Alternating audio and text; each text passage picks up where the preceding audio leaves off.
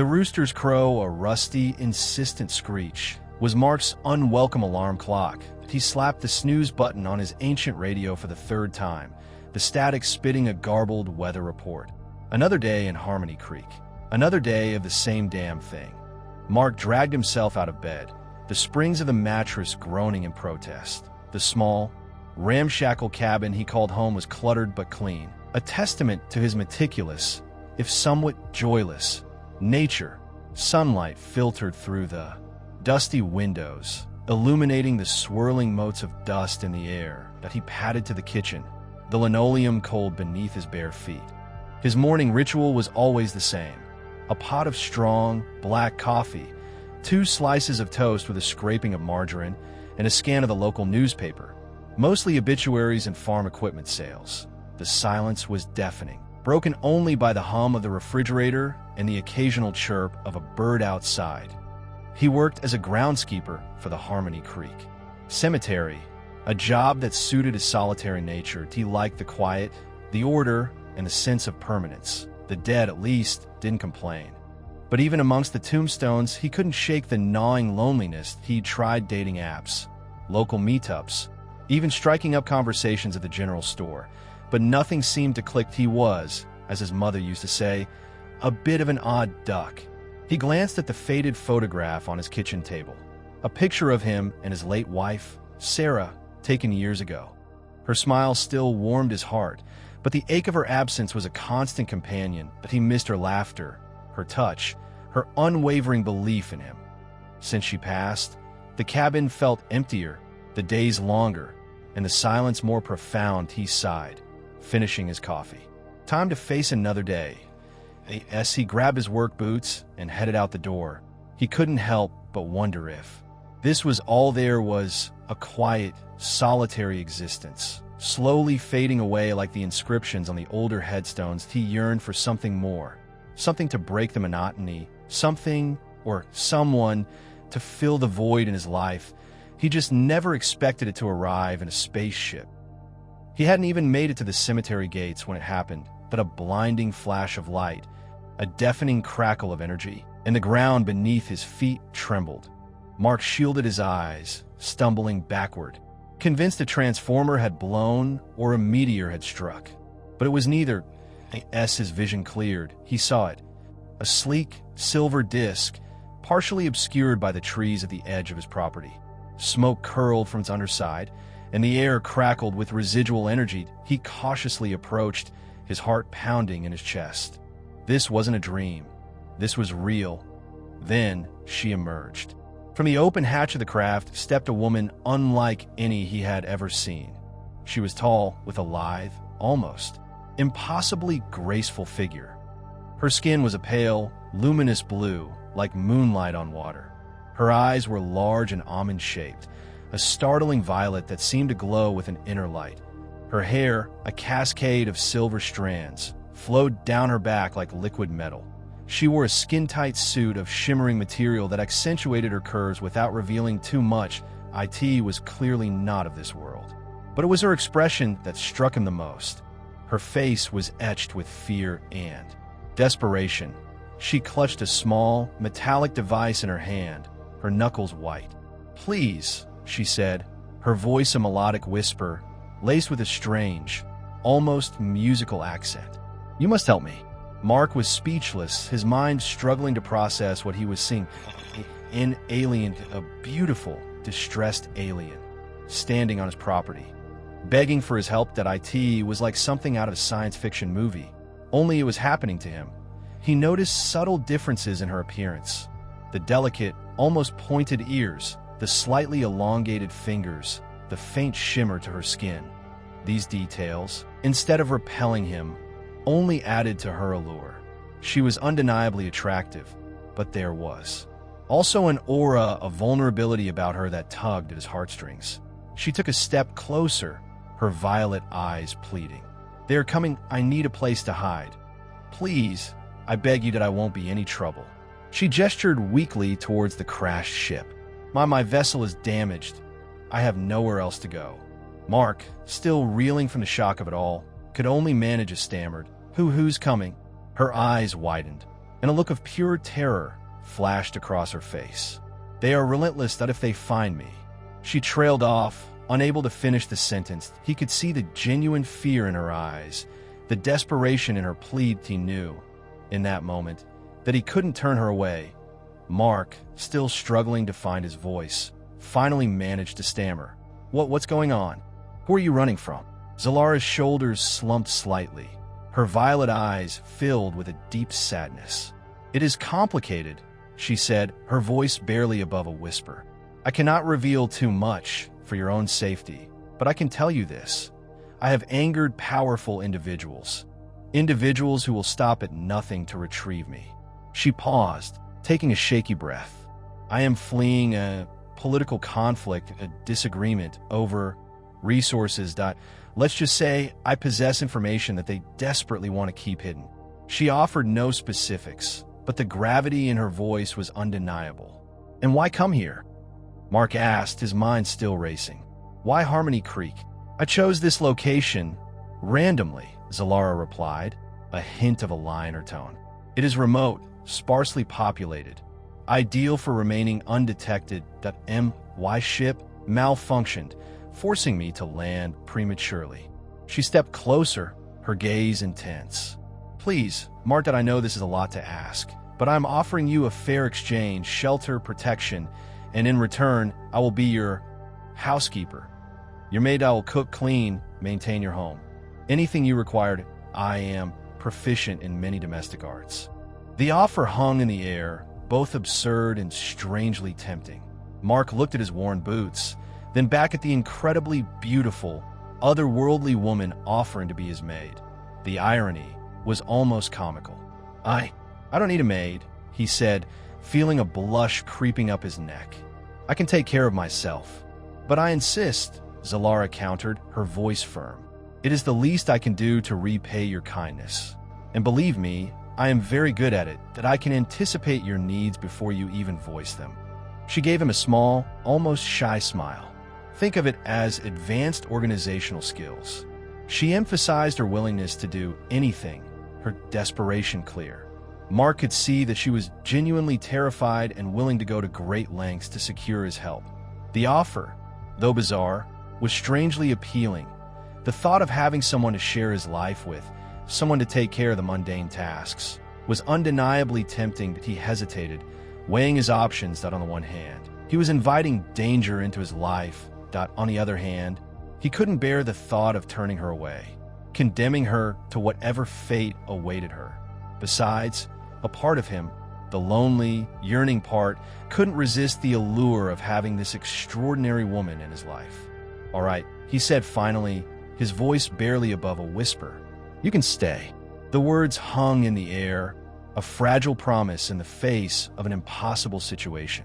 "All right, you can stay," Mark repeated, a bit louder this time, as if to convince himself he wasn't dreaming. That a wave of relief washed over Zalara's face, replacing the terror with a grateful smile. "Thank you, Mark. You have no idea what this means to me."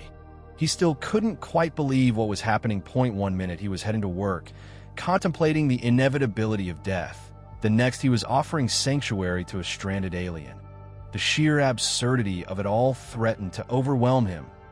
He pinched himself subtly, just to be sure. "Okay," he said, trying to sound authoritative, "but there are rules, boundaries. I'm not running some kind of intergalactic bed and breakfast here." He felt a need to establish some control, to assert his dominance in a situation that was rapidly spiraling beyond his comprehension. "Of course," Zalara replied, her voice meek. "Anything you say." "First," Mark began, ticking off the points on his fingers, "you sleep in the spare room, and no exceptions. Second, you don't go wandering off. Harmony Creek isn't exactly a metropolis, but it's still a town. People will notice you. And third, no using your alien technology around here. That I don't want to attract any unwanted attention." He glanced nervously at the crashed spaceship in the distance. Zalara nodded solemnly. "Agreed. That I understand. That I will abide by your rules." Mark paused, considering. "And fourth, no probing. That I've heard stories." He regretted the words as soon as they left his mouth. They sounded ridiculous. Even to him, Zalara's eyes widened in surprise. Then a faint smile touched her lips. "I assure you, Mark, probing is not on my agenda." He cleared his throat, embarrassed. "Good, glad we cleared that up." He felt a bit foolish, laying down these arbitrary rules, but it was his way of trying to regain some sense of normalcy in a situation that was anything but that he knew, deep down, that these boundaries were likely to be tested, if not completely shattered. The attraction he felt towards Zalara was undeniable, and the thought of having her in his house, even as a maid, was both exciting and terrifying. He also knew that his pity for her plight was a powerful motivator. He couldn't just abandon her to whatever dangers lurked out there. He looked at her, standing there in her shimmering suit, her violet eyes filled with gratitude, and a wave of protectiveness washed over him. He had made a decision, and there was no turning back. He just hoped he hadn't made a terrible mistake. He just hoped he could protect himself and her from whatever was coming. The next few weeks were like a dream. Mark's small cabin was transformed from a slightly dusty bachelor pad into a haven of comfort and delicious smells. Zalara proved to be more than just a competent housekeeper. She was a miracle worker. Dust vanished, replaced by gleaming surfaces. Laundry was always done, folded with meticulous care, and placed perfectly in his drawers. The refrigerator was constantly stocked with fresh produce, and the aroma of baking bread filled the air. Mark hadn't eaten so well in years. She seemed to anticipate his every need. He'd wake up to the smell of coffee brewing, just the way he liked it, and a perfectly cooked breakfast waiting for him on the table. That he'd come home from work to find a hot meal ready, the fireplace crackling merrily, and the cabin bathed in a warm, inviting glow. To tea first, he was a little uncomfortable with the level of attention. He wasn't used to being pampered, but Zalara insisted, reminding him that it was the least she could do to repay his kindness. And gradually, he began to relax and enjoy it. She was also surprisingly good company. While she remained guarded about her past, she was a keen listener and possessed a dry wit that often caught him off guard. They spent evenings talking about everything and nothing. His work at the cemetery, her vague descriptions of her home planet, the latest news from Harmony Creek. He found himself laughing more than he had in years. He started taking pride in his appearance, shaving more regularly, and even investing in a new shirt. He felt alive again. The loneliness that had plagued him since Sarah's passing began to recede, replaced by a warmth and contentment he hadn't thought possible. He found himself looking forward to coming home, eager to see Zalara's smiling face and hear her melodic voice. The initial attraction he felt towards her deepened into something more profound. He admired her intelligence, her resilience, and her unwavering gratitude. He found himself drawn to her quiet strength, the way she carried herself with an air of grace and dignity. Despite her precarious situation, of course, he tried to maintain some semblance of distance. That he still slept in his own bed, and he made a conscious effort to avoid any physical contact beyond the occasional accidental brush of hands. But it was becoming increasingly difficult. He knew he was playing a dangerous game. He was falling for an alien, a woman who was running from powerful enemies and likely to disappear at any moment. But he couldn't help himself that he was happy, perhaps happier than he had ever been. And he was afraid of losing it all. He was starting to forget the rules he had set, and ignoring the feeling that something was not quite right, he only focused on the fact that he wasn't lonely anymore. But even amidst the newfound happiness, unsettling cracks began to appear in the idyllic facade. Subtle inconsistencies, strange occurrences that Mark initially dismissed as his imagination running wild, started to accumulate. One evening, while watching an old war movie on TV, Zalara casually mentioned the specific type of ammunition used in a particular tank, a detail that even Mark, a history buff, hadn't known. When he asked her how she knew that, she simply shrugged and said, "I read it somewhere." But her explanation felt hollow. Another time, he found her staring intently at the electrical box in the hallway, her brow furrowed in concentration. When he asked what she was doing, she claimed she was just admiring the primitive technology.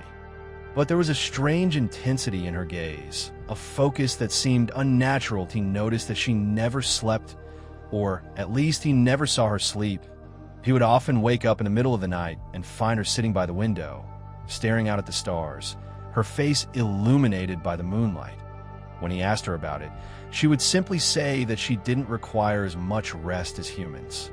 Then there were the moments of intense fear, a sudden loud noise, a flash of lightning, even a passing car, with bright headlights would send her into a state of near panic. She would clutch her metallic device, her eyes darting around nervously, as if expecting an attack. He also began to notice that she seemed to know things about him that he hadn't told her. Details about his past, his relationship with Sarah, even his innermost thoughts and fears. It was as if she could read his mind. He tried to rationalize these incidents, to explain them away as quirks of her alien nature or the lingering effects of her trauma. But the feeling that something wasn't quite right persisted, gnawing at the edges of his newfound happiness. That he started paying closer attention to her, observing her every move, listening to her every word. He noticed that she often spoke in metaphors and analogies, avoiding direct answers to his questions. That he realized that he knew almost nothing about her, despite spending weeks in her company. The comfortable silence that had once characterized their evenings together was now replaced by an uneasy tension. He found himself questioning everything she had told him, wondering if she was truly who she claimed to be. He started to suspect that she was hiding something big, and he was afraid of what he might find. He couldn't shake the feeling that the blissful dream was about to turn into a nightmare. The growing unease festered within Mark, transforming into a gnawing suspicion. He couldn't shake the feeling that Zalara wasn't telling him the whole truth. He needed answers, and he knew he couldn't rely on her to provide them. He started subtly. He began by searching online for information about political conflicts involving beings with blue skin and violet eyes. The results were inconclusive. Lots of science fiction, conspiracy theories, and blurry photos of supposed alien sightings. Nothing concrete. He tried searching for news, reports of crashed spacecraft in the area, but found nothing beyond the usual UFO enthusiast websites. He even checked the local library, hoping to find some obscure historical reference to extraterrestrial visitors. Again, nothing. Frustrated, he decided to take a more direct approach. That he started asking Zalara casual questions about her home planet, her culture, her family.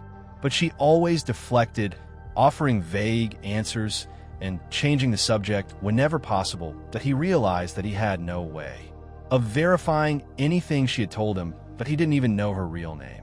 Zalara could be a fabrication, a convenient alias. He was relying entirely on her word, and he was starting to doubt everything she had said. Paranoia began to creep in. He started locking the doors at night, double-checking the windows, and keeping a loaded shotgun by his bedside. He couldn't shake the feeling that he was being watched, that someone or something was out there, searching for Zalara. He started imagining things, strange shadows in the woods, unexplained noises in the night, fleeting glimpses of figures in the distance. He knew it was probably just his imagination, fueled by fear and lack of sleep.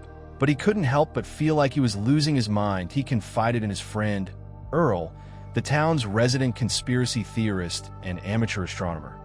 Earl, of course, was thrilled. He listened intently to Mark's story, his eyes wide with excitement, and offered a variety of outlandish theories about Zalara's origins and intentions. While Earl's theories were mostly ridiculous, they did confirm one thing. Mark was not crazy. Something strange was definitely going on, and he was determined to find out what it was, even if it meant risking everything. The realization that he had opened his life to a complete stranger, an alien with unknown motives, terrified him. He had to know who or what Zalara truly was. The night air was thick with humidity, the kind that clung to your skin like a second layer.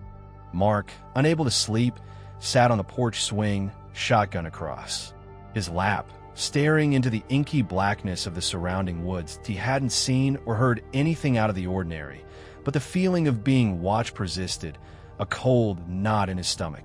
Suddenly, a beam of light pierced the darkness, illuminating the trees at the edge of his property.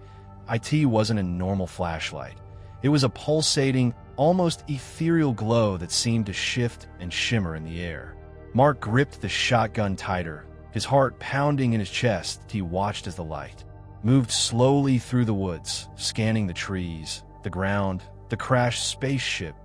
It was methodical, deliberate, as if searching for something specific. Then it stopped, focusing on the cabin. Mark ducked behind the swing, his breath held tight in his chest. He peered through the slats, his eyes fixed on the light. He could hear a faint humming sound, a high-pitched whine that seemed to vibrate in his bones. Suddenly, Zalara appeared in the doorway, her violet eyes wide with terror. She clutched her metallic device, her hand trembling. She looked directly at the light, her lips moving silently. Mark couldn't hear what she was saying, but he could see the urgency in her expression, the desperate plea in her eyes. The light pulsed brighter, then dimmed slightly, as if responding to her silent communication.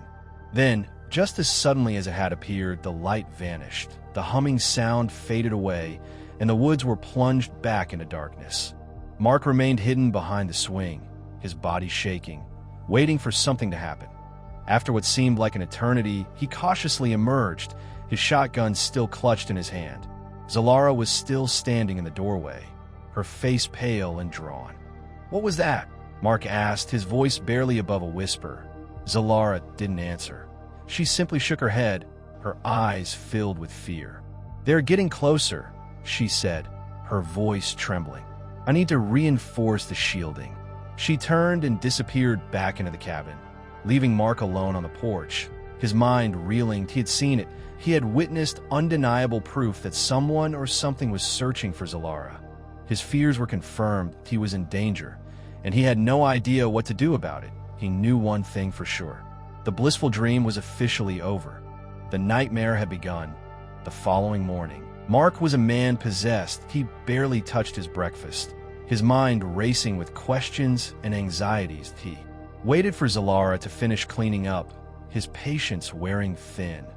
Finally, he could contain himself no longer. "We need to talk," he said, his voice firm, betraying none of the fear he felt inside. Zalara looked up, her violet eyes filled with apprehension. She knew what was coming. She placed the dish towel on the counter and turned to face him, her expression resigned.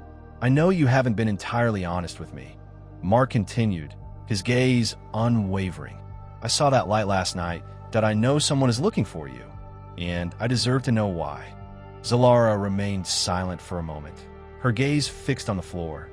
Then she sighed, a deep, weary sound that seemed to carry the weight of centuries. "You are right, Mark, that I have not been entirely truthful." She led him to the living room and sat down on the couch, her posture stiff and formal. She took a deep breath and began to speak, her voice low and somber. She revealed that she was not merely fleeing a political conflict. She was a princess, the heir to a powerful interstellar empire. Her enemies were not just powerful individuals, but a ruthless faction within her own family, seeking to usurp the throne. The information she possessed was not just some secret document, but a key to unlocking ancient technologies that could either save her empire or destroy it. She had stolen the key and fled, hoping to prevent it from falling into the wrong hands. She explained that the light he had seen was a tracking beacon, used by her pursuers to locate her. They were relentless, cunning, and possessed advanced technology that made them almost impossible to evade. "And you brought them here," Mark said, his voice laced with anger and disbelief. "You brought them to my home." Zalara's eyes filled with tears. "I'm so sorry, Mark, that I never want to put you in danger, that I thought I could protect you, that I thought I could keep them away." She explained that her ship's crash had been no accident. IT had been sabotaged, designed to force her to land in a remote location, where she would be vulnerable. She had chosen Harmony Creek at random, hoping to blend in, to disappear. "But you didn't disappear," Mark said, his voice rising. "You dragged me into your war. You put my life at risk." Zalara looked at him, her eyes pleading. "I know, Mark, and I'm eternally grateful for your help, but I swear I will do everything in my power to protect you, that we will face this together." Mark stared at her, his mind reeling from the revelations. He had been living a lie, a fantasy, that he had fallen for an alien princess, a fugitive on the run from ruthless enemies. And now, his quiet, solitary life was about to be shattered. Mark sat in stunned silence, the weight of Zalara's revelations pressing down on him like a physical burden. He looked around his small cabin, at the familiar furniture, the faded photographs, the remnants of his ordinary life. It all felt so distant now, so insignificant. He had a choice to make, a monumental, life-altering choice. He could ask Zalara to leave, to take her war somewhere else, to save himself from certain danger. He could go back to his quiet, solitary existence, pretending that none of this had ever happened, or he could help her. He could stand by her side, fight alongside her against her ruthless enemies, and risk everything to protect her and the ancient key she possessed. His mind screamed at him to choose the former, to protect himself, to preserve his sanity, to walk away from this madness. But his heart, that lonely, yearning heart, told him a different story. He looked at Zalara, her violet eyes filled with fear and determination. He saw her vulnerability, her courage, her unwavering commitment to her cause. He saw the woman who had brought laughter and light back into his life, the woman he was starting to love. He couldn't abandon her. He couldn't turn his back on her, knowing that she faced a terrible fate. If he did, he couldn't live with the guilt of knowing that it condemned her to a worse fate. And besides, a part of him, a small, dormant part that he had long forgotten, was actually excited. He had spent his entire life living in the shadows, playing it safe, avoiding risks. This was his chance to do something extraordinary, to be a hero, to make a real difference in the universe. It wasn't just affection and guilt that drove him. It was also a thirst for adventure, a longing for something more than the mundane routine of his past. He wanted to experience something incredible, something that would make his life worth living. That he stood up, his decision made. That he looked at Zalara, his eyes filled with resolve. "All right," he said, his voice steady. "I'll help you." Zalara's face lit up with a radiant smile. "Thank you, Mark. I knew I could count on you." He knew he was making a dangerous choice, a potentially fatal choice, but he didn't care. He was ready to face whatever challenges lay ahead, as long as he had Zalara by his side. He glanced at his shotgun leaning against the wall.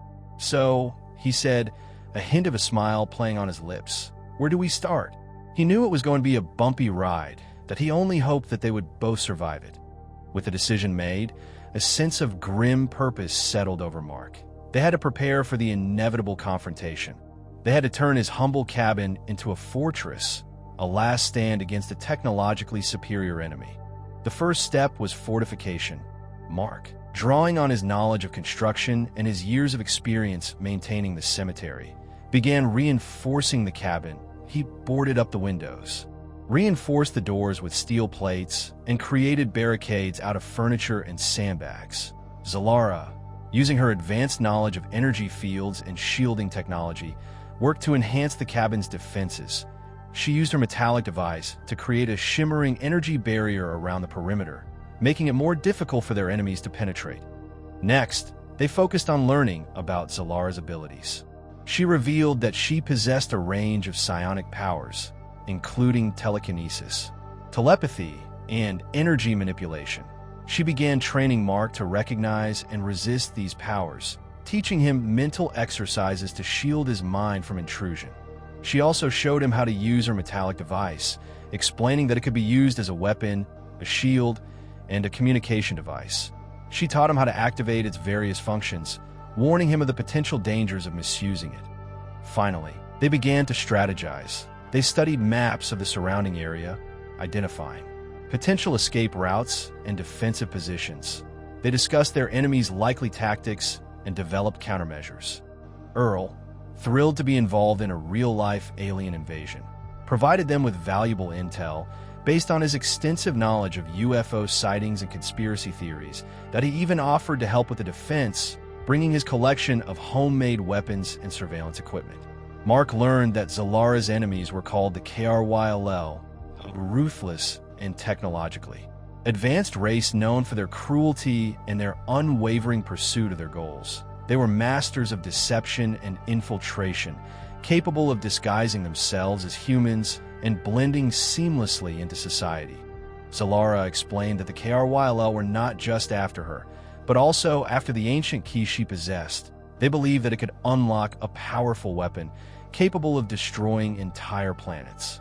She was determined to prevent them from getting their hands on it, even if it meant sacrificing her own life. Yes, they worked together. Mark and Zalara's bond deepened. He admired her strength, her intelligence, and her unwavering commitment to her cause. She, in turn, was grateful for his loyalty, his courage, and his willingness to risk everything to help her. They were an unlikely pair, a lonely groundskeeper and an alien princess, but they were united by a common goal: to survive. The attack came without warning. A deafening explosion rocked the cabin, shattering windows and sending debris flying. The energy barrier flickered and died, leaving them exposed. Mark grabbed his shotgun and took cover behind an overturned table, his heart pounding in his chest. Zalara stood beside him, her metallic device glowing with power, her eyes blazing with determination. Outside, figures emerged from the darkness. They were tall and gaunt, with pale skin and glowing red eyes. They moved with unnatural speed and agility, their bodies contorted into grotesque shapes. The KRYLL had arrived. They were armed with advanced energy weapons that fired bolts of searing plasma. The cabin was quickly reduced to rubble, the walls crumbling under the relentless assault. Mark fired his shotgun, the buckshot tearing through the KRYLL, but they seemed unfazed by the primitive weaponry. They kept coming, their red eyes fixed on Zalara. Zalara unleashed her psionic powers, telekinetically throwing furniture and debris at the KRYLL, disrupting their advance. She used her telepathy to confuse and disorient them, creating illusions and planting false memories in their minds. But the KRYLL were resistant to her powers, their minds shielded by advanced technology. They pressed their attack, their plasma weapons cutting through the air, narrowly missing Mark and Zalara. Earl, armed with his homemade weapons, joined the fight, firing a barrage of rockets and grenades at the KRYLL. He managed to take down a few of them, but he was quickly overwhelmed by their numbers. Mark saw Earl fall, his body riddled with plasma burns. He felt a surge of rage and grief, but he knew he couldn't afford to lose focus. He had to protect Zalara. He grabbed Zalara's metallic device and activated its shield function, creating a protective barrier around them. The KRYLL pounded on the shield, their plasma weapons leaving scorch marks on its surface. Zalara used her energy manipulation powers to create a powerful blast of energy, knocking back the KRYLL and creating a brief opening. She grabbed Mark's hand and led him out of the crumbling cabin into the woods. They ran through the trees, the KRYLL hot on their heels, their plasma weapons firing into the darkness. Mark stumbled and fell, his ankle twisted beneath him. Zalara helped him to his feet, her face etched with concern. "We can't stop here," she said. "They'll find us." Mark knew she was right. They had to keep moving. They had to find a way to stop the KRYLL, to protect the ancient key, and to save the world. But he didn't know how. He was just a lonely groundskeeper from Harmony Creek, facing an impossible enemy. They fought through the night, a desperate dance of survival against overwhelming odds. Zalara, using her powers and her knowledge of the terrain, managed to outwit and outmaneuver the KRYLL, leading them on a wild goose chase through the woods. Mark, despite his injured ankle and his lack of training, fought with a ferocity he never knew he possessed. He used his knowledge of the woods to set traps, ambushing the KRYLL and taking them down one by one. Finally, as dawn approached, they reached the crashed spaceship. Zalara, using her metallic device, managed to activate the ship's self-destruct sequence, overloading its energy core. The resulting explosion was enormous, engulfing the remaining KRYLL and obliterating the ship. The forest floor trembled, and the sky lit up with an unearthly glow. When the dust settled, the KRYLL were gone. The threat was neutralized, but the victory came at a cost. Earl was dead, his life sacrificed to protect them. Mark's cabin was destroyed, reduced to a pile of rubble. And his life, his ordinary life, was gone forever. He sat beside Zalara, his body aching, his mind numbed. He looked at her, Her face streaked with dirt and blood, her violet eyes filled with sadness that he knew that she was leaving. She explained that with the immediate threat neutralized, she had to return to her home planet to confront the faction that sought to usurp her throne. She had to use the ancient key to unlock the technologies that would save her empire. She didn't know when or if she would ever return to Earth. Her future was uncertain, her fate unknown. Mark understood that he knew that she couldn't stay.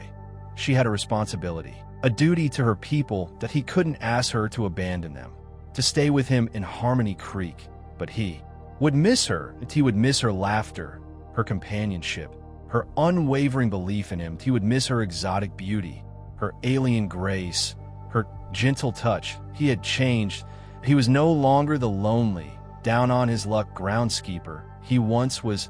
He had experienced something extraordinary, something that had transformed him, that had given his life meaning and purpose. He had found love in the most unlikely of places.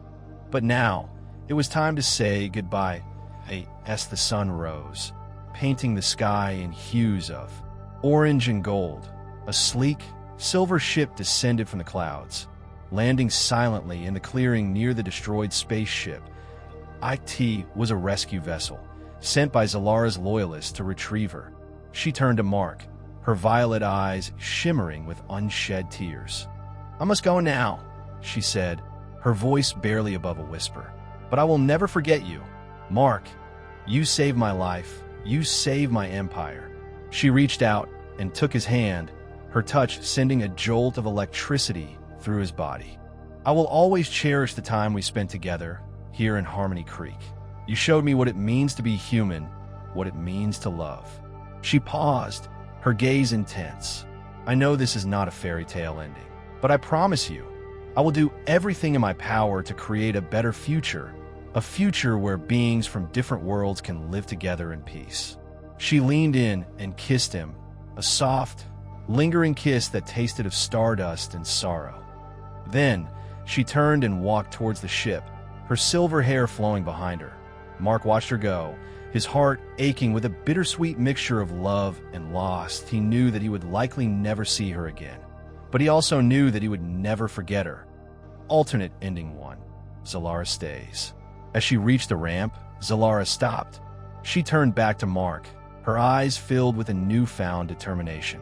"I can't go," she said, her voice clear and strong. "My place is here, with you." She explained that she had realized that the ancient key was not just a weapon, but a symbol of hope, a symbol of unity. She could use it to forge a new alliance between humans and aliens, to create a better future for both worlds. She would stay in Harmony Creek with Mark, and together they would build a new life, a life filled with love, adventure, and purpose. The universe would have to wait. Alternate ending 2. Zalara leaves, but promises to return. As she reached the ramp, Zalara turned back to Mark. "This isn't goodbye," she said, a mischievous glint in her eyes. "This is just farewell for now, that I have to go back, but I'll be back, that I promise." She stepped onto the ship, and it soared into the sky, leaving Mark standing alone in the clearing. He knew that she would keep her promise. He just didn't know when or how she would return. Whatever the ending, Mark's life would never be the same. He had experienced something extraordinary, something that had changed him forever. He had found love in the most unlikely of places, and he had lost it just as quickly. But he knew that the memories, the lessons, and the love would stay with him forever. Standing amidst the ruins of his cabin, the rising sun warming his face, Mark took a deep breath. The air smelled of smoke and pine needles, a strange combination of destruction and renewal. He was no longer the same man. The lonely, down-on-his-luck groundskeeper was gone, replaced by someone stronger, braver, more alive. He had faced danger. He had lost a friend. He had found love. And he had saved the world, or at least played a part in it.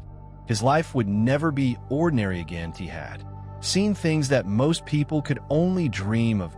He had fought alongside an alien princess, wielding psionic powers and energy weapons. He had stared into the red eyes of the KRYLL, and he had lived to tell the tale. He knew that he would always miss Zalara. He would miss her laughter, her companionship, her gentle touch. That he would miss her exotic beauty, her alien grace, her unwavering belief in him. But he also knew that he would never forget her. She had changed his life in ways he could never have imagined. She had shown him what it means to be human, what it means to love, what it means to fight for what you believe in. He looked around at the ruins of his cabin, at the charred remains of his ordinary life. It was time to rebuild, to start anew. He would rebuild his cabin stronger and better than before. That he would rebuild his life, filled with purpose and meaning. That he knew that he couldn't go back to the way things were. He couldn't go back to his quiet, solitary existence. He had to find a new path, a new purpose. He thought about Earl, his friend who had sacrificed his life to protect them. That he knew that he had to honor Earl's memory, to live his life to the fullest, to make a difference in the world. He smiled, a genuine smile that reached his eyes. That he knew what he had to do. He would become a protector, a guardian, a champion of the innocent. That he would use his newfound knowledge and his enhanced abilities to fight against injustice, to defend the weak, to stand up for what is right. That he would become the protector of Harmony Creek, the guardian of the earth, the champion of the universe. He was Mark, the groundskeeper, and he was ready for anything. That he was no longer afraid. He was ready for his new life. That he walked towards Harmony Creek.